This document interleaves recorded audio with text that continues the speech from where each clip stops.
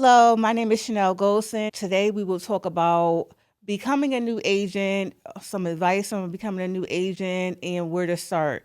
When you're a new agent, it can be overwhelming. The first thing you want to do is find a brokerage. And what's a brokerage is where you hang your license up, and ultimately the broker is responsible for you when it comes to contracts. So you want to find a brokerage. Some steps on finding a brokerage and how to interview them. Just look up some brokerages in your area, maybe go online, social media, check them out, see how visible they are on social media, maybe some of their other agents, and then you want to schedule an interview. When you do the interview, some of the questions you want to ask are the first one that comes up, people say commissions and splits. Okay, what's the commission and splits going to be like? But that is just one factor of many questions you need to really narrow down. So, some of the important things are training and support. What type of training are you getting? Are there mentors? Are there productivity coaches? You should be asking these questions. And if you're an investor, okay, what does that look like for me if I'm investing?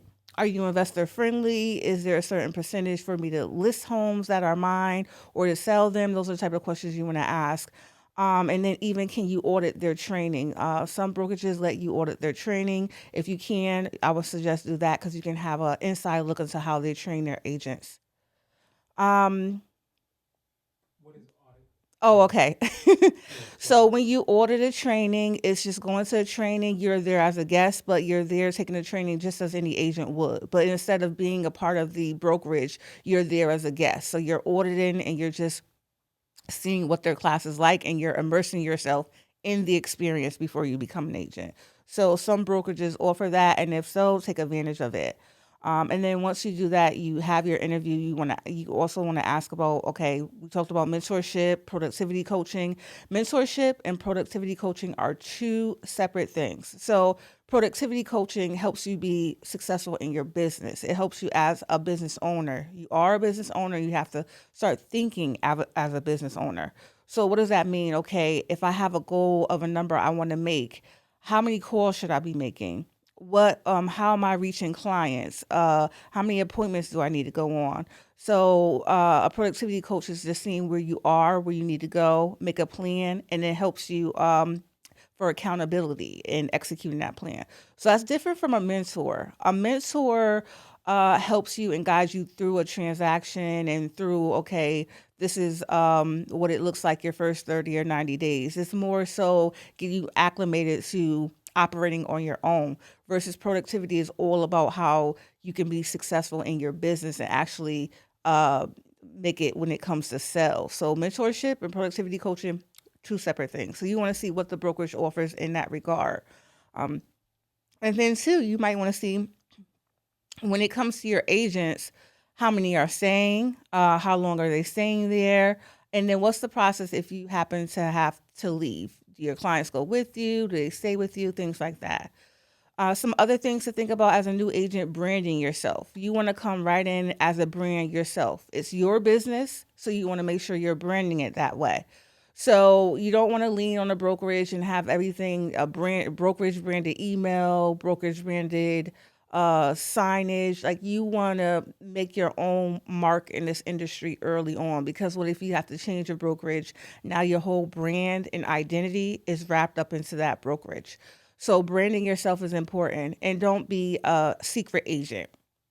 What does being a secret agent mean? That just means that people need to know that you are an agent. So if they go to your social media profile or they know you from work, they should know that you're a real estate agent. If they don't, then that means you have work to do. You want to make sure it's on your website, your email signature, you're calling and letting everyone know because your sphere of influence is one of your biggest lead generation opportunities. So you want to make sure everyone knows that you're an agent and what you do so that then they're sharing that news or if they have to sell they're coming to you about that. So we have the branding yourself, we have the don't be a secret agent, we also have interviewing brokerage, and if you need more information about interviewing a brokerage, just let me know because I have a whole template on questions that you can ask a brokerage. So there are so many more questions that you can ask a brokerage so that you can kind of have an idea of if they're the right brokerage for you. So finding a brokerage is your first important step, branding yourself, And then you want to make sure you're not a secret agent. Now, some barriers that you're going to face when it comes to being a new agent, many people may say, well, how many years of experience you have? Or I'm looking for an experienced agent. So, how are you meeting those objections? What are you saying when you're met with those type of questions? So, you want to make sure that you're leaning on your brokerage experience. How much experience does your brokerage have? Because you're under a broker who has years of experience and tons of sales. So you want to lean on that when you're a new agent. Also, you want to be confident ahead of the time. You need to know your value. What makes you different? Even if you haven't sold a home, there's something about you. Maybe it's your communication style. Maybe it's the way you present things. Maybe you're big on educating your clients. There has to be something that sets you apart and that you can combat when people ask those questions, because some people will give new agents a chance, but if you go in there, you don't know how to convey your value and you stumble when they ask about experience, 9 times out of 10 you will walk away with not having that client. So these are some things you want to work on before you even get in front of a client. What's your value proposition? And also, when they ask about experience, what are you saying? So you want to have those things in place first. Some other challenges too, you can feel alone when it comes to being a new agent. You can feel alone. You don't have that support system. So that's why going with a brokerage that is big on a supportive culture is important. I belong to a brokerage. We're big on being support. So new agents, people are checking in, they're introducing themselves, because if not, you kind of fall to the wayside and you don't feel like you have that community or anyone to kind of lean on when you're a new agent. So one of the biggest things and advice that I'll leave you with when it comes to being a new agent is making sure you're with the right brokerage, putting the work in. You are a business, you are a brand, you're responsible for yourself. The brokerage is not.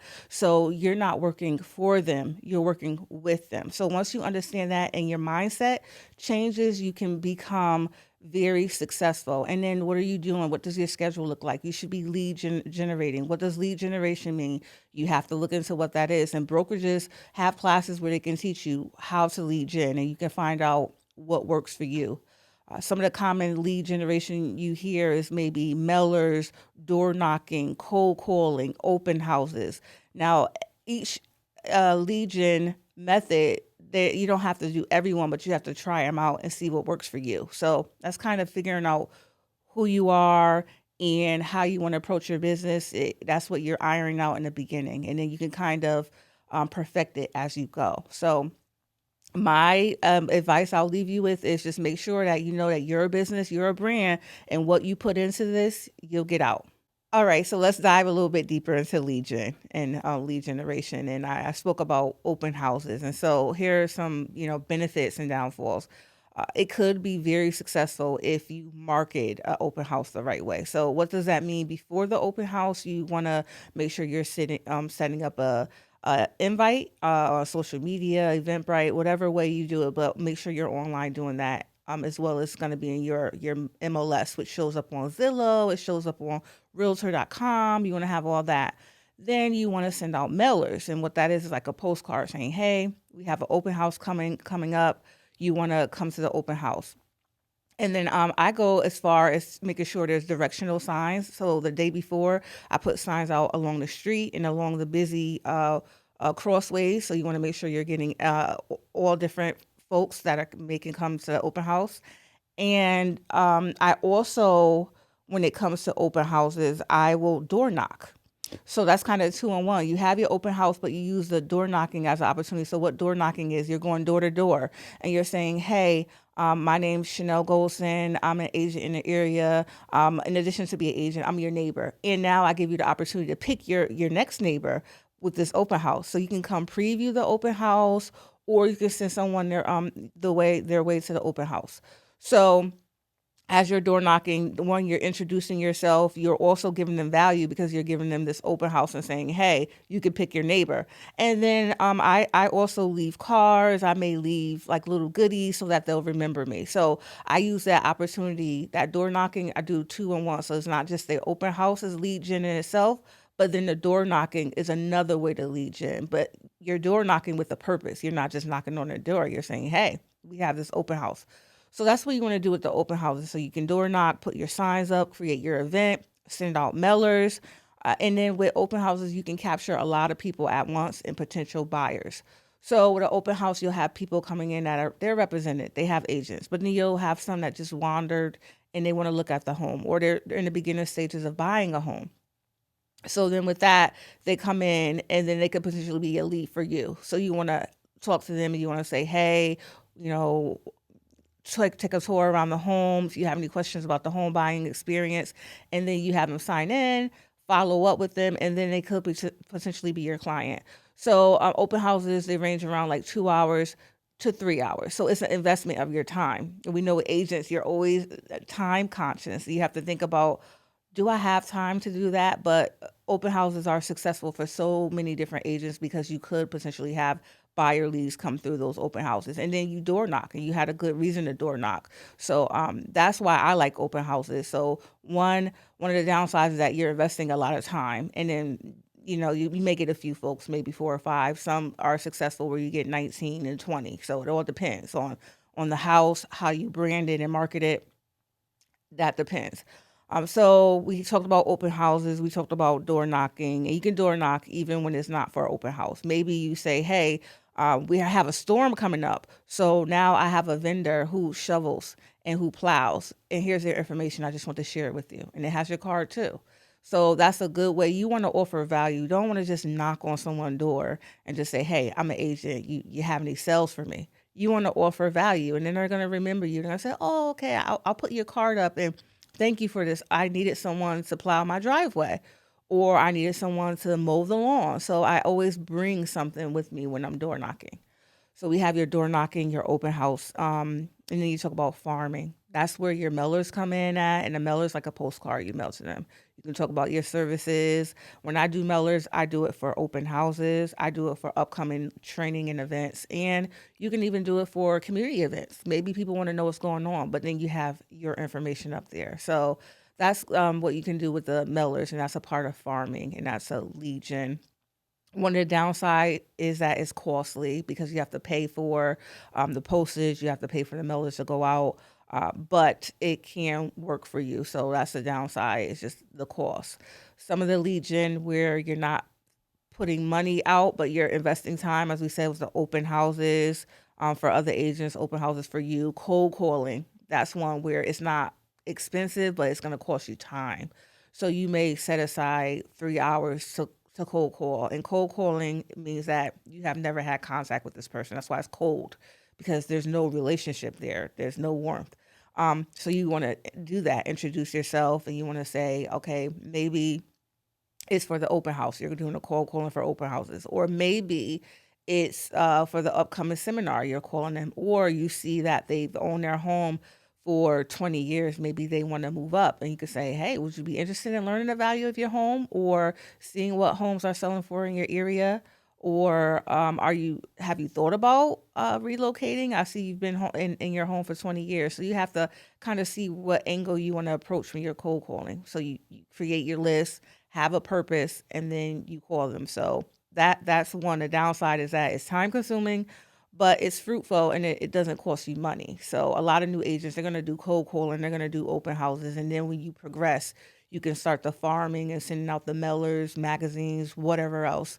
Um, and then even with social media ads and things like that, they're costly. So that's a way of lead generation. And another lead generation method that I use is tapping in to your social media. So I'm big. A lot of my contacts come from social media. A lot of my clients come from social media.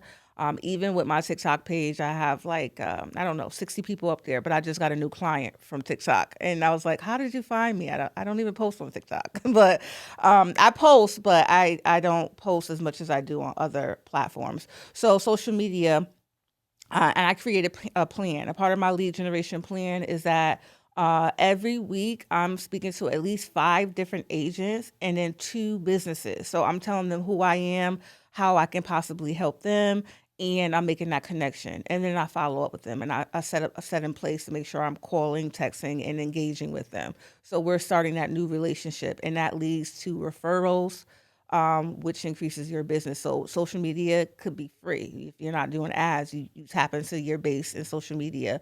Um, Facebook groups, join the Facebook groups that are maybe in your community, maybe types of associations, anything that would be beneficial to where you can provide your experience and knowledge and you can partner with them. So social media is big. When it comes to downside, I think downside could be you can get easily distracted. So you have to go in with a plan and be focused. I'm going to get on for an hour. I'm going to make 5 connections. I'm going to share an event. I'm going to do this. And then you get off because then you can get distracted and forget what you're supposed to be doing. So, but social media is very, very big and it doesn't cost you much. So new agents can tap into social media, open houses, um, and cold calling because it's not, you don't have to have a lot of money. You just have to have time, which new agents usually do. So that's what I would say about lead generation. You have those different methods you can tap into, and there's so many more we can go into, but you have to find out what works for you. And I found early on what worked for me. And you can't get distracted and try to do everything because then your focus is diluted and you won't be successful that way. So you have to see what works and then you fine tune it and then you run with that. So when it comes to new agents who don't really stay in the industry long and who don't succeed, um, there is a common thread. So earlier on, I talked a little bit about your brokerage and understanding that you're a business. So a lot of new agents, they lean on their brokerage for leads. They lean on their brokerage for just like hand holding, as if you're a W-2 employee and your boss is going to tell you what to do. There's no one to tell you what to do every day. You are accountable for yourself. That's why I have a productivity coach because, I make a plan, I execute, and then I still follow up my coach so she can say, did you do this? Oh, yeah, I did it. But so for some folks, that's good for them because if they haven't, they can work out, well, why didn't you? Let's analyze, let's break it down. But you need someone there for accountability to help you along your process. So that's where a productivity coach comes in. You have to understand the brokerage, they're not responsible for your business. You are responsible for your business. You are the business. So that's the number one thing that people don't understand. They lead on the brokerage for that. Oh, the leads are supposed to come to me. I wasn't trained right. But then you didn't access the training that you have access to. So it's like, you go to trainings. I go to every training that my brokerage offers, and we see the same few people out of 300 agents. So where are the other agents? And that just tells you, so 73% leave within the first 2 years. And out of those 73%, they've only sold 0 to 2 homes in that whole 2 years. So that tells you right there's an issue. Why aren't they productive? And a lot of it, when you speak to them, it's the brokerage didn't do. I didn't have time. It's excuses, and we all are busy, but it's your business, and so you have to invest in it just as you would if you were on your W-2 job. You clock in 9 to 5, but when it comes to your business, you're not clocking in the same time. You're not making that same investment in time in yourself. So I always tell people you are a business, you are the business owner, you're responsible for yourself. This brokerage is not responsible for you. They help you, they partner with you and give you tools to be successful, but it's up to you to use the tools. So people just leave their whole toolbox right there and say, "Well, why didn't I accomplish this?" But you left your tools there that were given to you. But then you see the other agents on the other hand, they're using the tools and they're finding out different ways to use the tools in other ways. Like, okay, it might be a hammer, but what else can I use this hammer for? So they're innovative. They're executing their plan. So that's how you stand apart. You can't let excuses get in the way. You can't look for others to build your business. You have to build your business.